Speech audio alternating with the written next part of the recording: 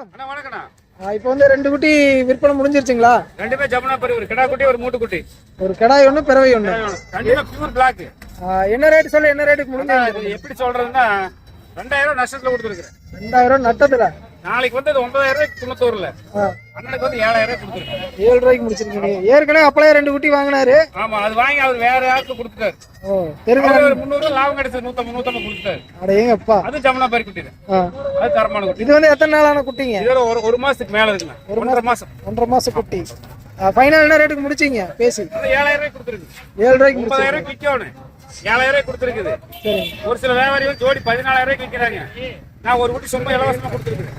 ரெண்டுமே 7000 ரூபாய். ரெண்டும் சேர்ந்து 7000. சேர்ந்து 7000 ரூபாய். ஒரு கடை ஒரு தடவை ஜமுனா பரி.